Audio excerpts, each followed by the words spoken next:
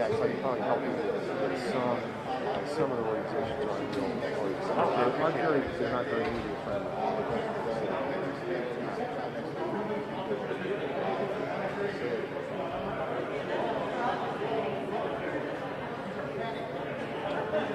Share here. As soon as I get a hand for you. You're fine.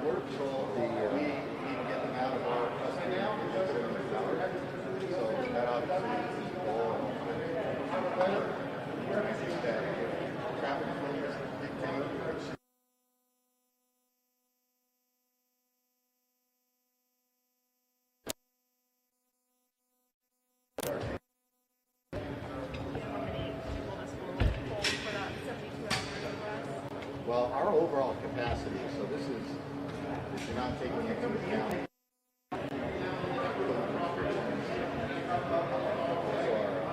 Florida settlement and injunction requirements, right? So we typically could hold 500 people in this entire facility, and we're not talking about just this room. But due to those other,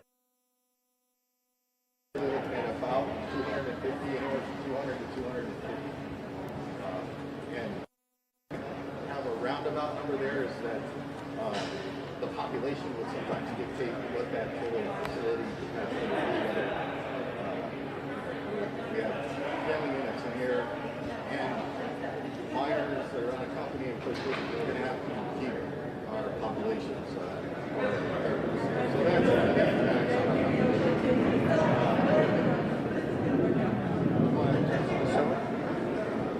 we're going to try to hit some stuff in Stanford as well.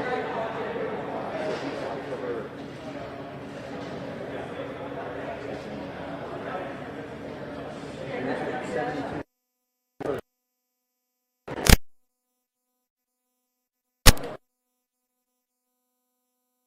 Start. As we start, sequences they end in the same 72 hours. And you're asking the population. Really anybody, but I think let's make a distinction between each. Okay. Well, ultimately, like the unaccompanied minors, ultimately end up HHS custody. So our goal is to get them into our facility, get the process identified, and then as quickly as possible turn them over to HHS. And so this increases our capacity to be able to hold these folks until HHS is prepared to accept them. Right? You said you've got basically a theoretical capacity of 500, but in practical it's going to be 200 to 250? Yes. Is that mostly a COVID concern? Or? It is. I think the biggest impact to our capacity is COVID. In terms of the actual capacity of this facility being about 250 to 500, to what extent does that increase your ability to handle undocumented children at the border currently? Well, currently we do have our facility at the Tucson sector headquarters. And then, of course, we also have our Border Patrol stations that are spread throughout southern Arizona. Each one of those has their own capacity limits, and especially our main Tucson Coordination Center, where we do most of our processing, is also impacted, right? So all of our facilities are impacted by these capacity restrictions.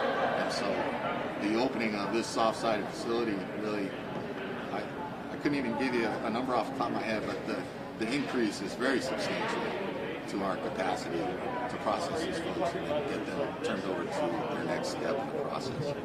So, and I think we are ready to move. We give them enough time. So the first things you're going to see is behind me is our medical facility. Everybody that comes into our facility is going to be checked medically by contracted medical services. And this is our area where we would keep our supplies. We also can examine folks in here, or our contractors can, right?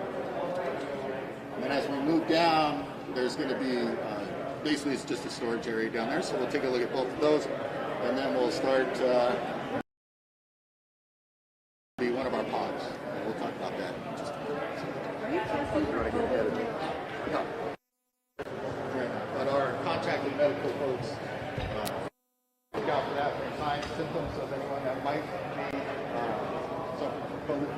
and then the appropriate steps are taken from there, whether it's medical care, getting tested.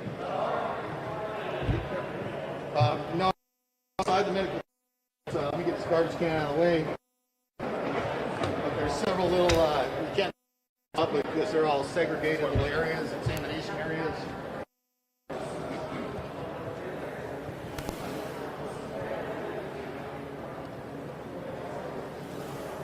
mean, is there a baseline, or are you giving people temperature checks to weigh in, or? Yeah, everybody gets a basic screen. And at that point,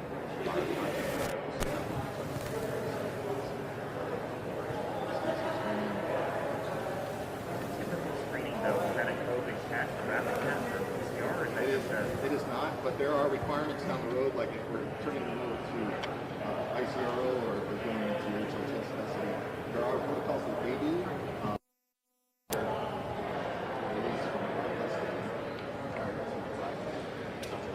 Gotcha. So no one coming in here is getting it. No, Border Patrol doesn't do this standard age.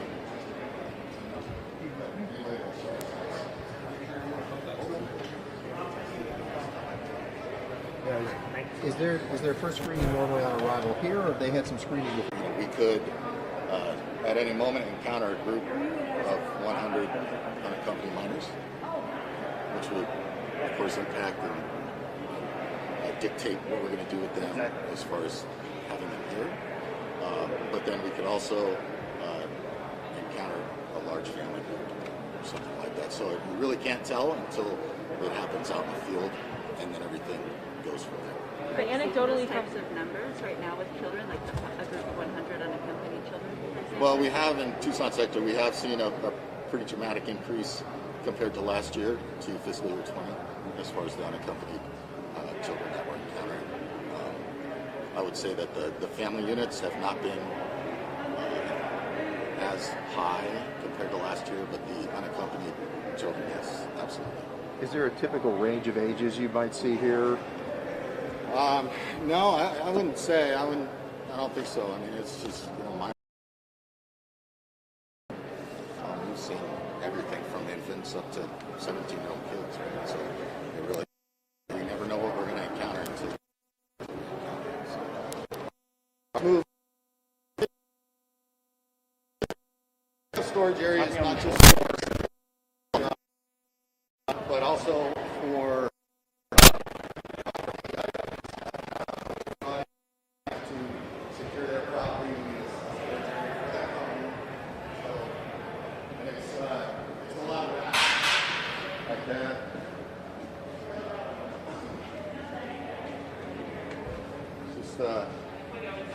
Yeah, you're welcome to go in there and take a shot. It's nothing really different than what you're seeing out here, but go for it.